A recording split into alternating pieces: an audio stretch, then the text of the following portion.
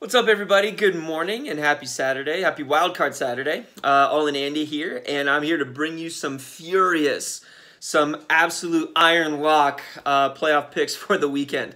For those of you that don't know, I've been into sports betting since, I was about 21, 22, 23.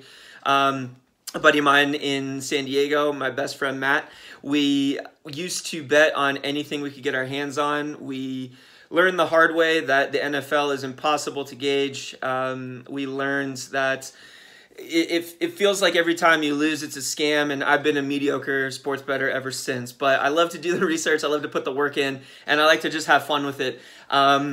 So I took a look at the wild card weekend, and I wanted to drop some knowledge bombs and give you some picks of my own. You can tail them, you can fade them. It's just knowledge just to have in your bank and just kind of my perspective. But if you do enjoy them, please feel free to share them with anyone who might get some value out of them. And just know that I don't really the Jacksonville Jaguars are the team I follow. I don't really have any skin in the game in terms of any allegiances or anything like that. We have some friends who are Packers fans. We have some friends who are 49ers fans, but they're not playing this weekend. So there's no personal ties to anything that's going on.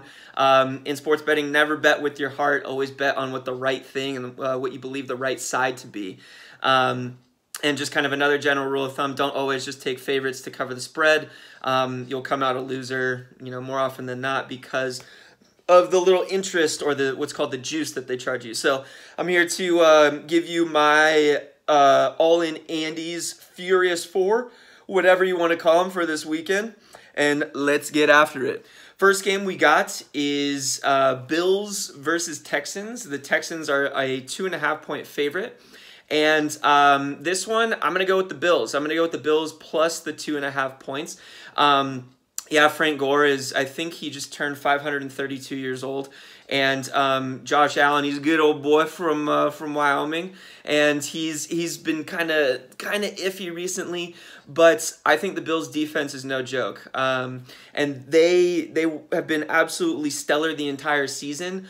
I think that the Texans are banged up. I think not having Will Fuller to stretch the field is a big deal for the Texans. And I believe he's been declared out.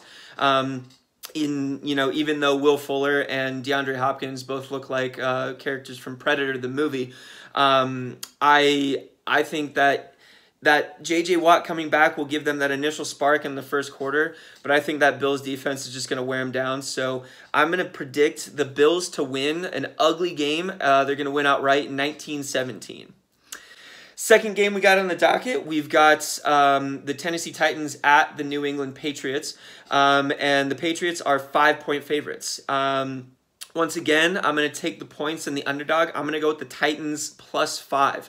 Since Ryan Tannehill took over, they've been an entirely different team. They went on that big winning streak, and they basically forced their way into the playoffs, bullied their way in.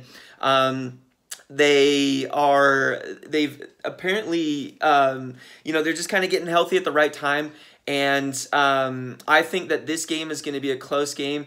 These are not the Patriots that we've seen in the past. And my wife, she absolutely despises Tom Brady. I think we've seen, obviously, his best years. And I don't know if scheme is going to be able to get them through, this entire playoff slate that they're going to be facing.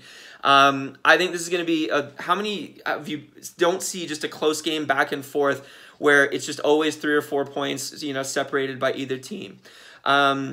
It is in Foxborough. I do believe Tom Brady has a little bit of magic left, but I'll take the Titans and the points. I predict the Patriots will win the game. Final score is going to be 24-21 Patriots. But as I mentioned, the Titans will cover the 5-point spread. All right. Tomorrow, on Sunday, we've got the Minnesota Vikings visiting the New Orleans Saints, and this line has moved a bit. It actually is, when I just looked at it, the Saints are now 8-point favorites. They got off the hook, what's called the hook. So if you didn't know, a 0.5 or a half point is called a hook, and when it revolves around a key number, 3, 7, 10, they call that the hooks. So this line was at 7.5 for a while. It's now moved up to the Saints -8, which means the public's on them. I think the Saints are going to win in a blowout. I think this is a difference in class. I think it'll be close in the first half, but I actually foresee the Saints being the much better team here. They've got the home field advantage. Vikings kind of stumbled into the playoffs. They've got some injury concerns. Who knows if Dalvin Cook is completely healthy? But I see this playing out where the Saints, the Saints are always a touchdown ahead, and then they hit kind of a clincher halfway through the fourth. I think that the Saints, there are going to be points in this game, but I think that the Saints are going to win 34-20, and they're going to cover that 8-point spread.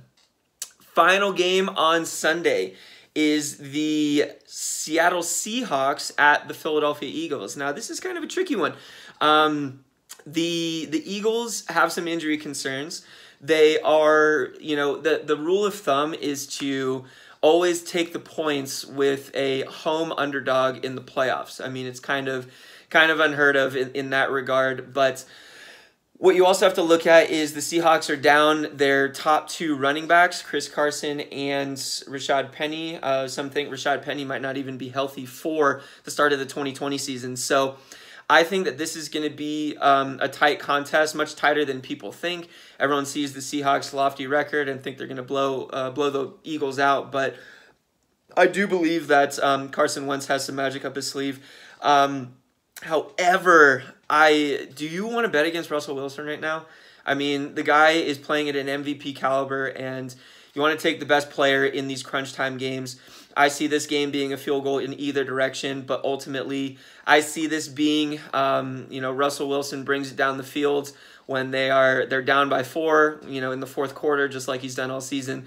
The Seahawks are a 2-point favorite right now, and I foresee them covering that 2 points just barely. But great as my buddy Ty says, good coaches win, great coaches cover the spread. So I think Pete Carroll and them, they find a way. Seahawks are going to win this one 27-24, and they will cover the 2-point spread. So there's my Furious Four, whatever you want to call it, trademark pending.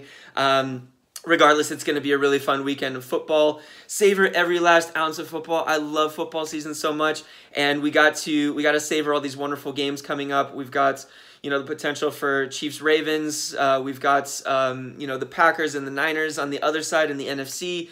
Oh man, just enjoy every single ounce of it. Don't forget that the Super Bowl is February 2nd. It's the same thing as Groundhog Day, and go out there and just enjoy all these games. So, All in Andy's signing off. Let's hope we go 4-0 if you're tailing these picks. And if you want, you should probably fade all these picks, which means bet against me, because I've had a brutal finish to the season. So hope you do well out there, and I'll hit you back next weekend with some more picks. Take care.